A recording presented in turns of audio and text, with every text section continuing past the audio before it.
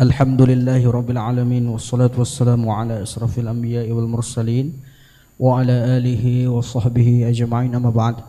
Sebelum kita memulai pelaksanaan salat Jumat pada hari ini, kami harapkan kepada sidang jamaah agar dapat mengedarkan tabungan amal terlebih dahulu.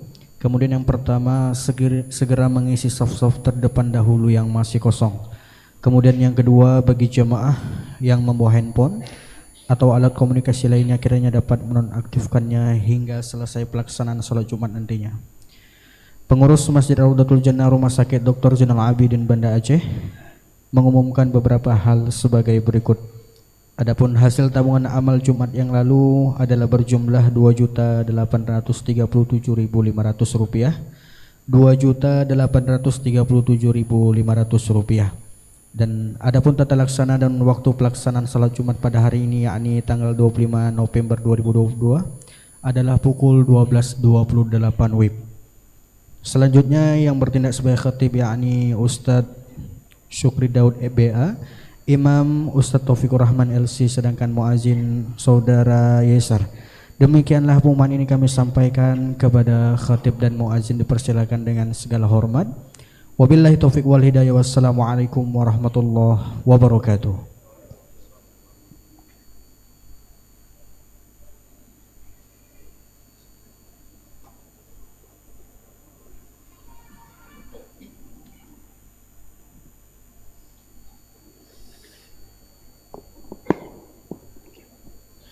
Assalamualaikum warahmatullahi wabarakatuh.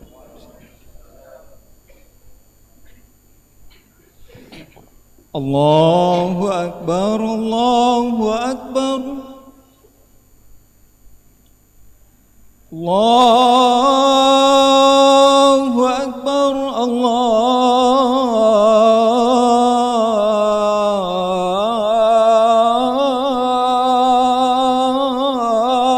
Akbar. Ashhadu an la ilaha illallah.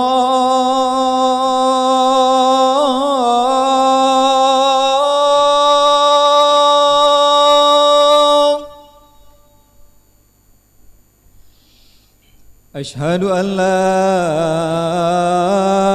ilaha illallah.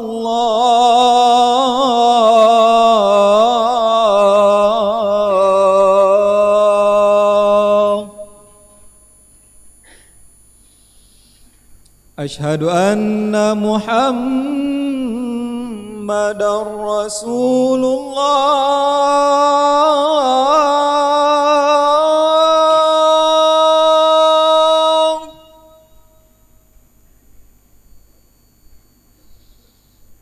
Ashhadu anna Muhammadar Rasulullah.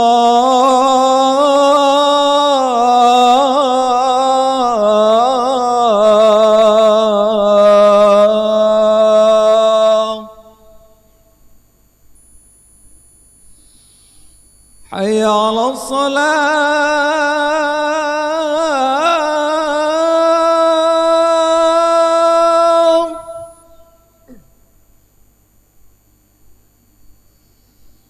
Hayya 'alas salam.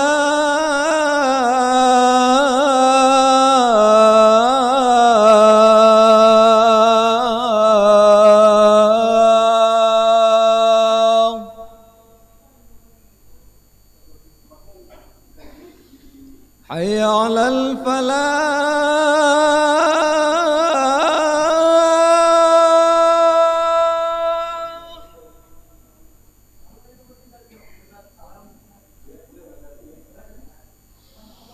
Hayya 'alal falah.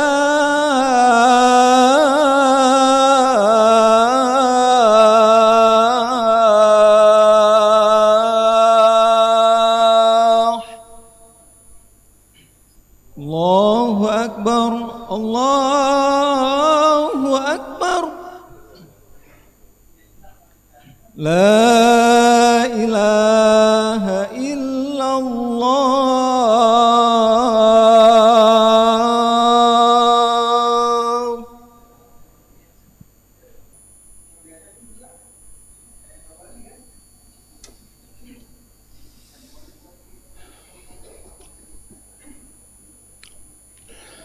Alhamdulillahilladzi alafa baina qulubil mu'minin asbahu bi ni'matihi ikhwana.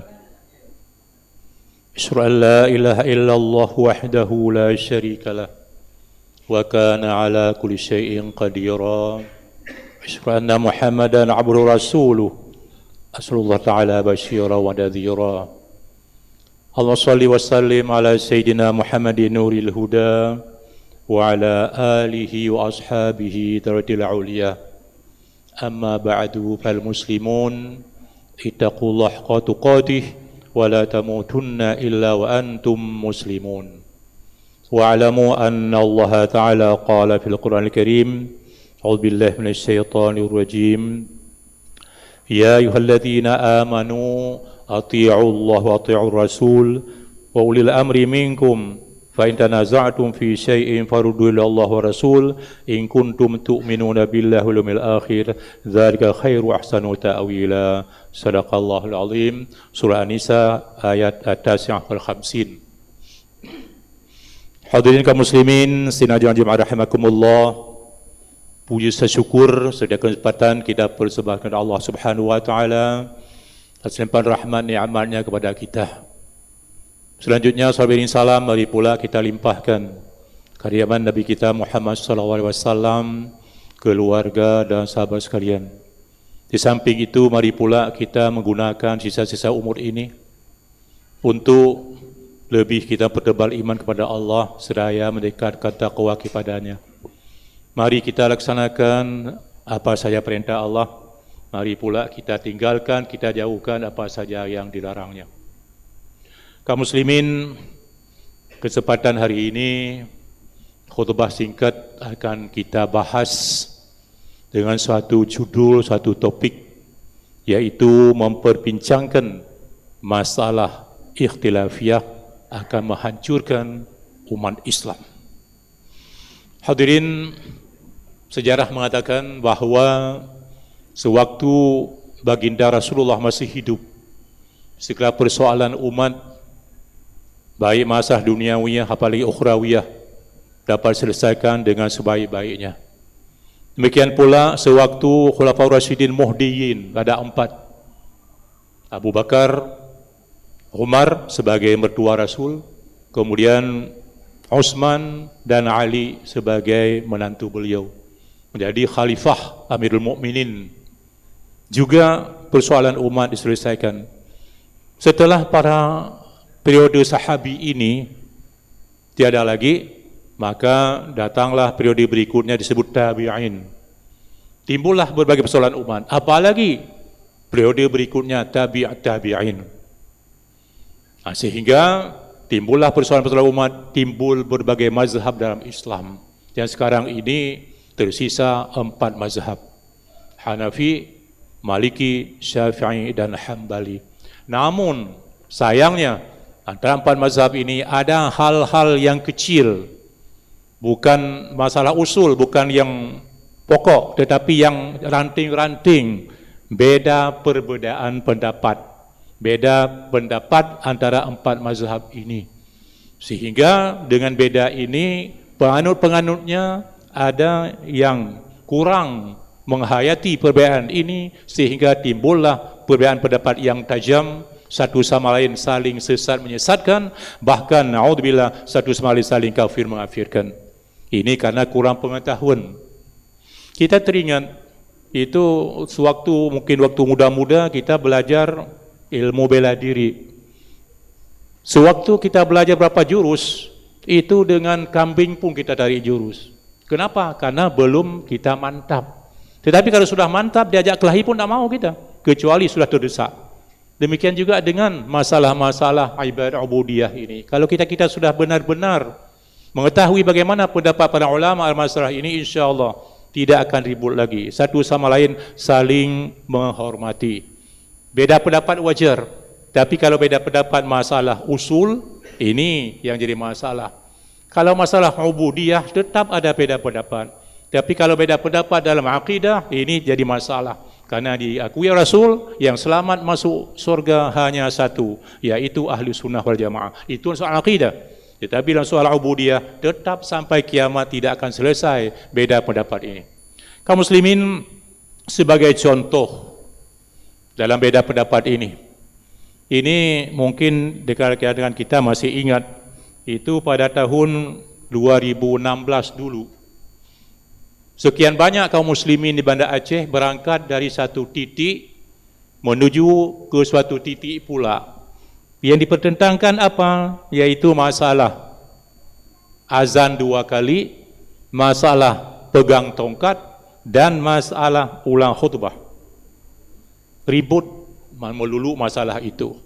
Sehingga pemerintah daerah waktu itu yang dipegang oleh Dr. Zaini Abdullah, istilahnya Dr. Zaini Abdullah, turun tangan bermusyawarah kerjasama dengan MPU Aceh. Yang dibuka musyawarah itu oleh Menteri Agama Luqmanul Hakim. Saya turut serta, saya tahu persis. Dibuka jam 9, selesai hampir jam 6 sore. Itu yang dipermasalahkan, 3 masalah tadi. Yaitu pertama, masalah ulang khutbah. Sehingga diputuskan waktu itu adalah kalau khutbah sudah terlalu panjang, mengambang pula ke sana kemari, sangat dituntut untuk diulang karena diragukan keabsahannya. Ini diambil keputusan waktu itu hal demikian. Tapi kalau kita melihat bagaimana dalam kitab Majmu' Syarah Muhadzab ditulis oleh Imam Nawawi, disebutkan qala Syafi'i fi qaulil qadim innal muwalah fi khutbah Jum'ah sunan. Imam Syafi'i dalam perkataan qaulul qadim, waktu beliau di Baghdad 2 tahun. Sejarah mencatat demikian. Saya baca semua itu. Beliau berdapat ulang khutbah itu, muwalat pada khutbah itu, kalau dah muwalat diulang, muwalat pada khutbah itu hukumnya sunan. Tetapi sewaktu beliau pindah ke Mesir, di dalam perkataan beliau jadab qaulul jadid, beliau mengatakan al muwalah fi khutbah Jum'ah wajibah, wajib hukumnya. Ini ada 2, Imam Syafi'i ada 2 pendapat dalam masalah itu. Jadi diputuskan kalau selalu panjang, mengambang, sebaiknya sangat dituntut khutbah itu rukun utamanya diulang kembali. Ini ambil keputusan untuk itu. Kemudian masalah azan. Azan 2 kali. Bagaimana? Saya ingat betul karena hadir di waktu itu disebutkan, bahkan Imam Syafi'i sendiri mengatakan kitab Al-Um disebutkan diakui sejarah oleh Imam Syafi'i bahawa waktu Rasulullah, waktu Abu Bakar, waktu Umar, azan hari Jumaat hanya 1 kali. Itu Al-Um mengatakan, kitab Syafi'i, tapi sayangnya tidak pelajari ya. Itu disebutkan demikian. Tetapi sewaktu Utsman bin Affan, kota Madinah sudah luas. Seluas mana kota Madinah waktu itu? Seluas Masjid Madinah sekarang ini. Jarang mencatat demikian. Sehingga tidak terdengar azan hari Jumaat karena banyak orang ribut di pasar. Belum ada mic begini. Oleh Utsman bin Affan disuruh bikin suatu tempat, disebut kitab Al-Um, Zawra namanya, tempat tinggi di tengah pasar. Waktu Jumaat tiba, disitulah azan. Disebut azan kedua itulah, malah azan pertama itu di tengah pasar, bukan di masjid.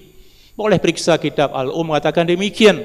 Sehingga dia berkeputusan bahawa azan tambahan itu hukumnya sunan, bukan wajib. Mengapa dipeributkan?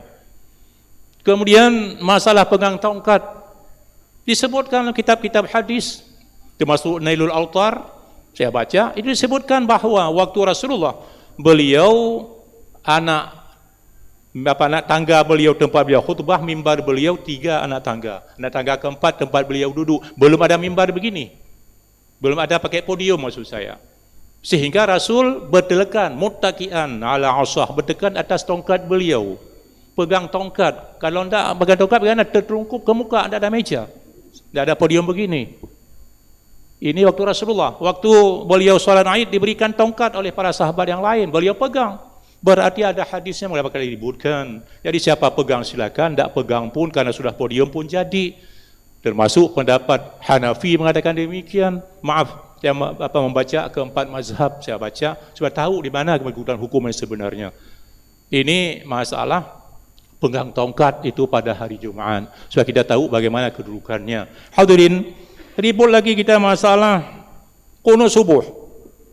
Sampai ada di antara kita yang di Aceh ini, saya lihat sendiri, itu waktu nak suci, salat subuhnya karena tanda salat di Masjid Nabawi atau Masjidil Haram, tidak baca qunut, mereka bermazhab Hambali. Dalam 4 mazhab ini, yang baca qunut 2, siapa? Mazhab Maliki dan mazhab Syafi'i. Baca kunut waktu salat subuh. Tetapi mazhab Hanafi, mazhab Hambali tidak baca kunut. Kenapa? Karena hadis kunut itu tidak ada satu pun sampai ke derajat sahih. Sehingga beda pendapat. Antara Imam Syafi'i dan Imam Maliki pun beda baca kunut. Di mana bedanya? Kalau Imam Maliki baca kunut sebelum rukuk, tidak angkat tangan. Kalau mazhab Syafi'i baca kunut bangun dari rukuk untuk i'tidal, angkat tangan. Beda juga. Kapan putus akan putus ini?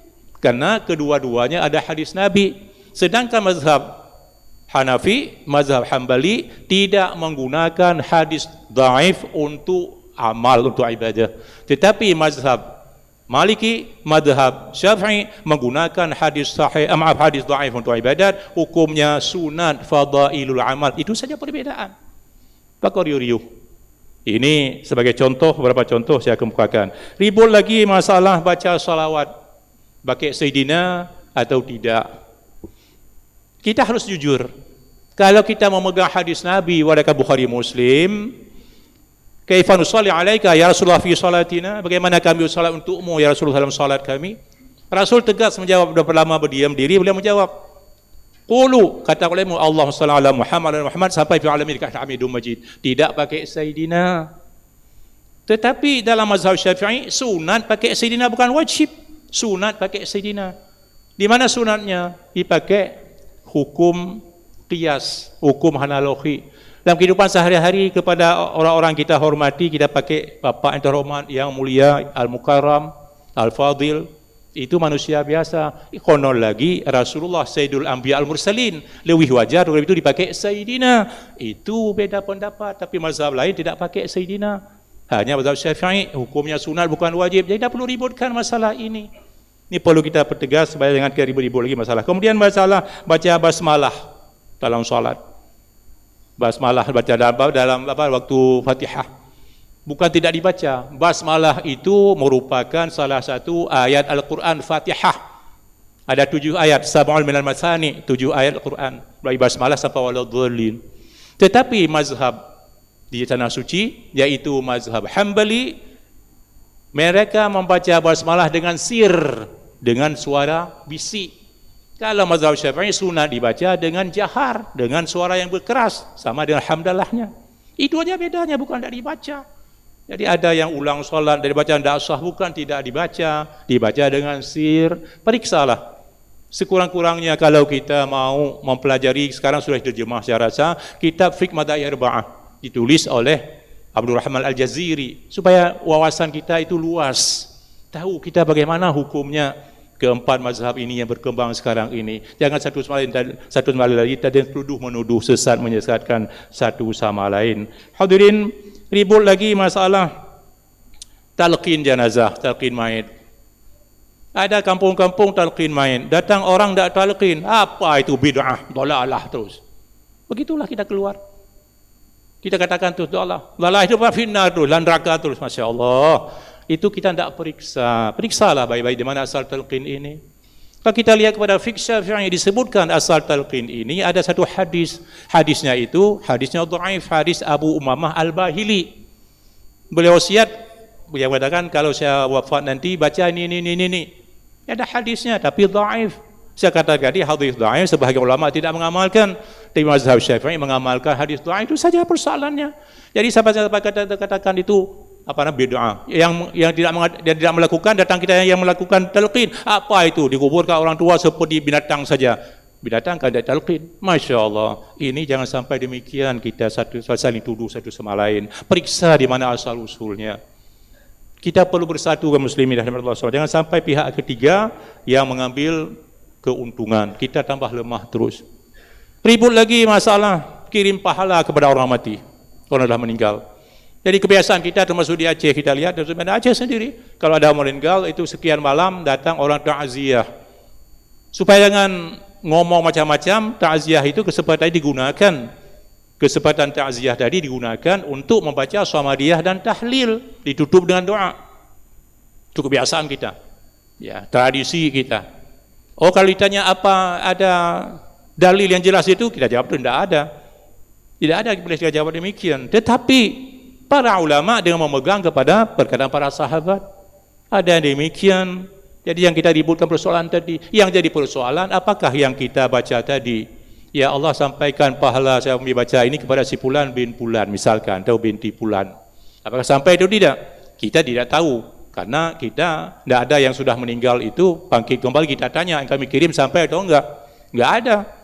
Tetapi saya membaca bagaimana pendapat dua ulama besar, termasuk mungkin terkejut saya katakan ini, dalam kitab Al-Um disebutkan bahawa yang sampai kepada orang meninggal perbuatan orang hidup, pertama doa, kedua haji, ketiga sedekah.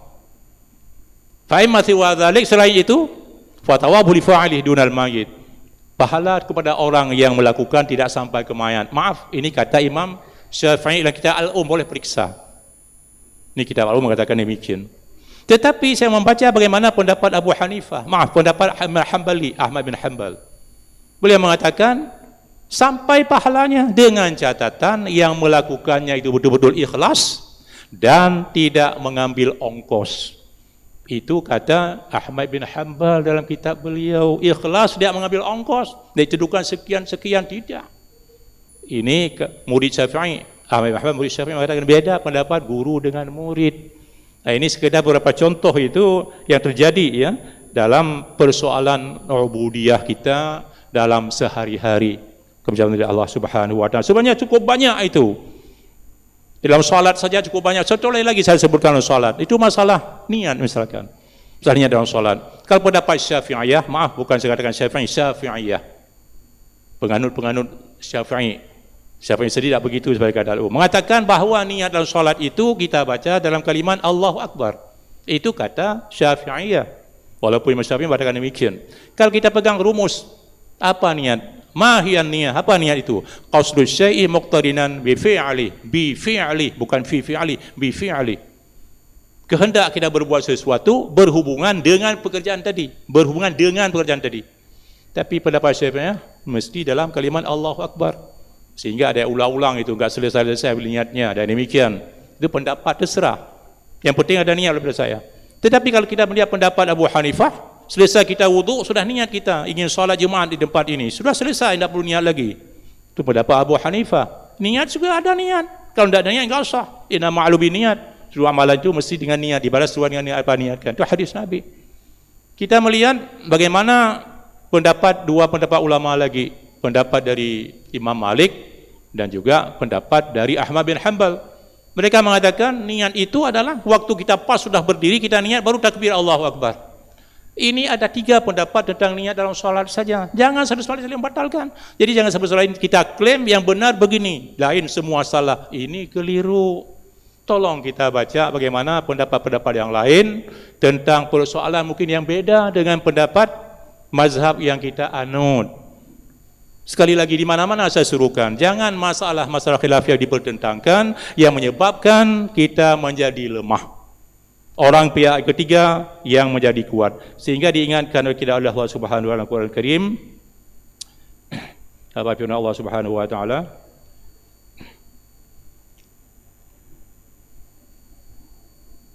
Ya ayyuhalladzina amanu wa atii'u Allah wa Rasul wa la tanaza'u fatafsadu tadbarihukum wasbiru innallaha ma'as-sabirin. Taatilah Allah, taatilah Rasul, jangan berbantah-bantah, bertengkar satu sama lain. Fatafsalu menyebabkan kamu lemah. Wa tadhhabarihukum hilang wibawamu, tidak diikuti lagi oleh non muslim, oleh kafir. Karena kita menjadi lemah, salah kita sendiri. Oleh karena itu kita harus saling satu sama lain. Kalau ada masalah beda pendapat, tadi firman Allah, farudduhu ilallah wa rasul. Kembali kepada Allah, kembali kepada Rasul. Kembali kepada Allah, gunakan Al-Quran. Periksa bagaimana hukum Al-Quran. Rasul, bagaimana hadis Nabi. Bukan pendapat ulama yang kita anut. Karena ulama itu juga beda pendapat ulama yang lain. Pendapat mazhab ini ada kitab sendiri. Mazhab lain kitab sendiri tak selesai. Bagaimana juga lihat Al-Quran, lihat hadis, bagaimana cara menyelesaikannya. Tidak tahu, tanya pada orang yang lebih tahu. Supaya kita tidak ribut-ribut lagi dalam persoalan kita beragama itu, terutama dalam ubudiyah kita sehari-hari. Sekali lagi saya suruhkan, mari kita satu sama lain saling menghormati, jangan saling mendebat, jangan saling berantem satu sama lain, hormati pendapat orang. Demikianlah, mudah-mudahan ada manfaatnya. Aqul qawli hadza astaghfirullah li wa lakum sal muslimina fastaghfiruhu innahu wal ghafurur rahim.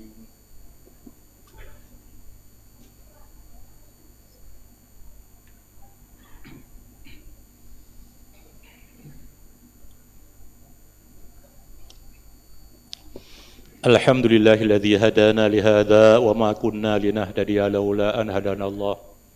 Asyhadu an la ilaha illallah wahdahu la syarika lah wa asyhadu anna Muhammadan abduhu rasuluhu la nabiyya ba'da. Wassalli wa sallim barik ala sayyidina Muhammad rasulillah wa ala alihi wa ashabihi wa man tabi'ah. Amma ba'du fa ibadallah, usikum wa nafsi bi taqwallah. Qala ta'ala fil karim, bismillahirrahmanirrahim, wal 'asri innal insana fi khusr illa alladhina amanu wa amilus solihat wa tawassaw bil haqq wa tawassaw bis sabr. Ighfir lana muslimina wal muslimat wal mu'minina wal mu'minat al ahya minhum wal amwat. Warina al haqqa haqqan warzuqna tiba'ah wa batila batilan warzuqna ijtinaba warzuqna taubatan nasuha qabla al maut. Ya muqallib qulub thabbit qulubana ala dinika wa ala ta'atik. Allahumma inna nas'aluka husnal khatimah bi basailin. Rabbana atina fid dunya hasanah wa qina adzaban nar. Dzikrullahi akbar.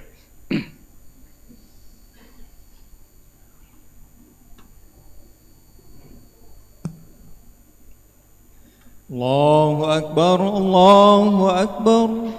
Asyhadu an la ilaha illallah. Asyhadu anna Muhammadar Rasulullah. Hayya 'alas salah, hayya 'alal falah. Qad qamatis salah, qad qamatis salah. Allahu Akbar, Allahu Akbar. La ilaha illallah. La ilaha illallah Muhammadur Rasulullah.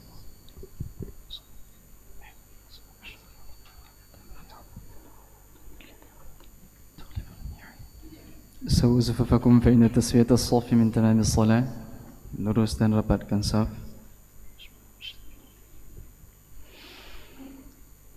Allahu Akbar.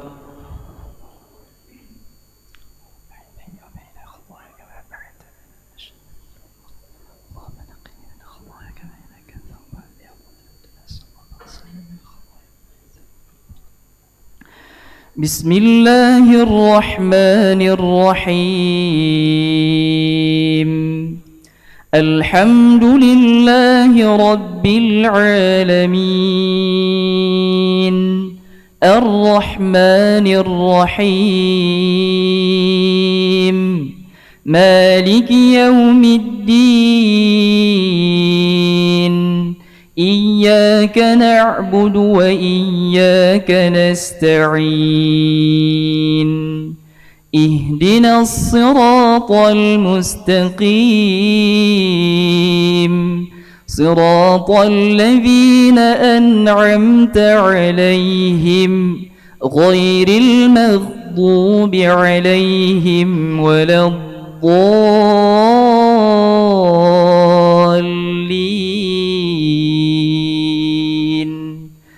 آمين.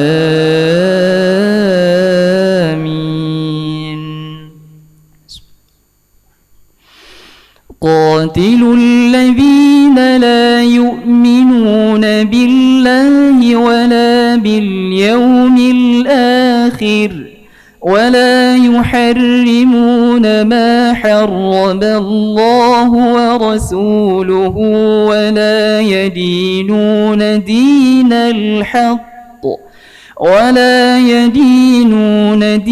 الحق من الذين أوتوا الكتاب حتى يعطوا الجزية عن يد وهم صاغرون. وقالت اليهود عزير ابن الله وقالت النصارى المسيح ابن الله. ذلك قولهم بأفواههم يضاهئون قول الذين كفروا من قبل قاتلهم الله أنى يؤفكون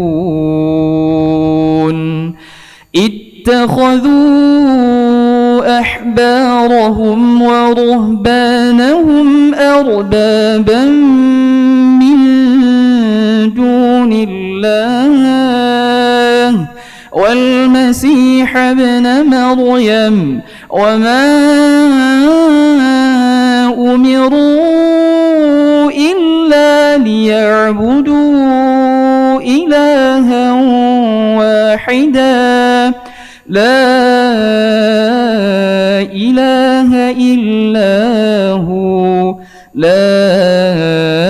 إله إلا هو سبحانه عما يشركون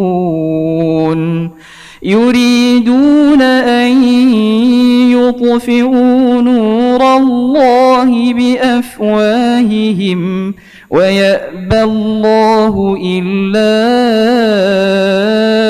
أن يتم نوره ولو كره الكافرون هو الذي أرسل رسوله بالهدى ودين الحق هو الذي أرسل رسوله بالهدى ودين الحق ليظهره على الدين كله ولو كره المشركون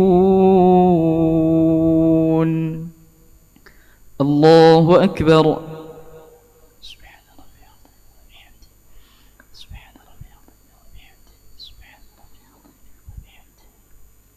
سمع الله لمن حمده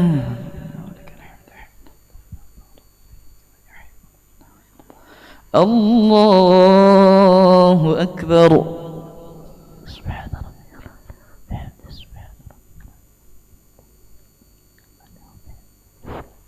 الله أكبر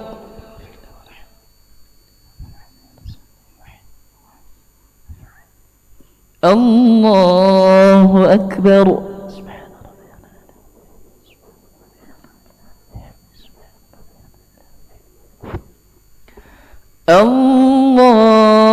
الله أكبر بسم الله الرحمن الرحيم الحمد لله رب العالمين الرحمن الرحيم مالك يوم الدين إياك نعبد وإياك نستعين اهدنا الصراط المستقيم صراط الذين أنعمت عليهم غير المغضوب عليهم ولا الضالين آمين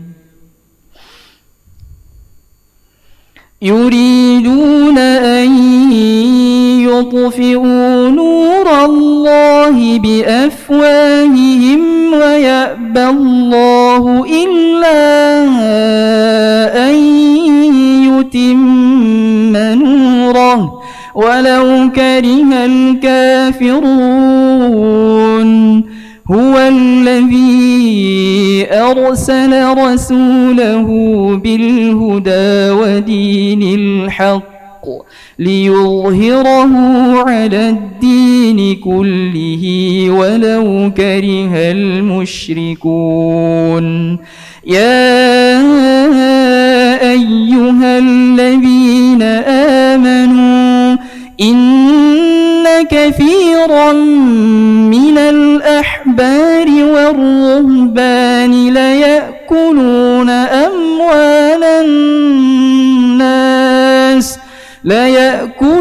أموال الناس بالباطل ويصدون عن سبيل الله والذين يكنزون الذهب والفضة ولا ينفقونها في سبيل الله فبشرهم بعذاب أليم يوم يحمى عليها في نار جهنم فتكوى بها جباههم وجنوبهم وظهورهم هذا ما كنزتم لأنفسكم فذوقوا ما كنتم تكنزون. الله أكبر.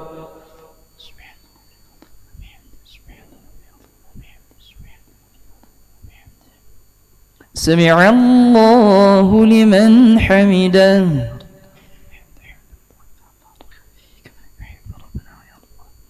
الله أكبر.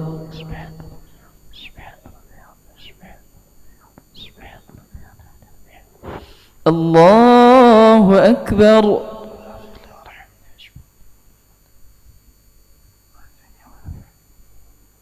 الله أكبر.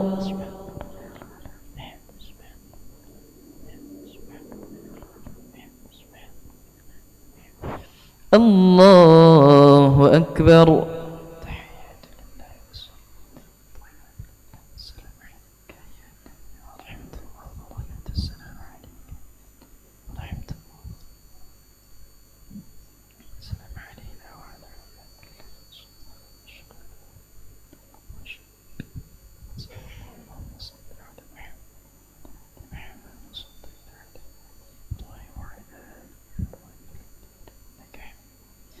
السلام عليكم ورحمة الله.